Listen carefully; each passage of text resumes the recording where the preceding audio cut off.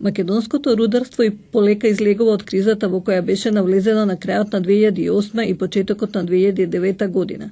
Денес состојбите се санирани. Во сите сегменти се бележи зголемен обем на производство. Карактеристика за крајот на 2010 и почетокот на 2011 година е фактот што после еден подолг застој беа доделени поголем број на концесии за детални геолошки истражувања.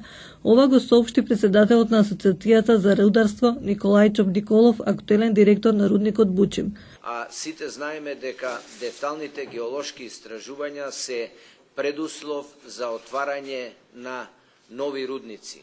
Ние, освен мали каменоломи кои се отварат постојано во Македонија, можеме да одбележиме дека во последните 20 години не е отворен ниту еден значаен рударски капацитет во Македонија. Особено на рудниците кои носат и поголем вкупен приход, кои значат зголемен извоз во Македонија, тоа се металичните рудници. Тој истакна дека за 2 до 3 години треба да се очекува отворање на нови рударски капацитети, при што особено значени се 3 нови рудници за бакар. Едниот од овие 3 рудници се очекува да биде отворен на локалитетот Иловица, Струмица, вториот во местноста Боров двор, Радовиш и третиот во околината на Пехчево.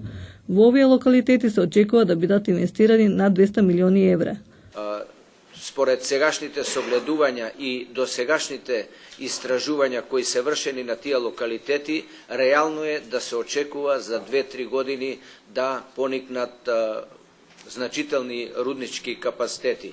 Првите согледувања, бидејќи се резултатите оптимистични, и услов е ако цената на металите во наредниот период остане на ова ниво, значи нема енормни падови, тогаш може да се очекуваат инвестициони вложувања, да кажеме во локалитетот на Радовиш негде 70 милиона евра, во локалитетот на Пехчево 100 милиона евра и во Иловица кај Струмица многу поголема сума на инвестиционо вложување за отварање на нови руднички капацитети.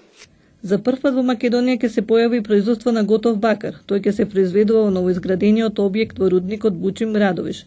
Станува збор за инвестиција од 12 милиони евра и во овој производствен комплекс ќе може да се вработуваат околу 50 лица. Николов соопшти дека се значително подобрени односите со Министерството за економија, а тоа се гледа од самиот факт дека на јавен и транспарентен начин доделени се над 300 концесии. Но исто така за пофалба и тоа што од страна на Министерството зголемен е бројот на инспектори кои треба да ја спречат бесправната експлоатација на македонското рудно богатство.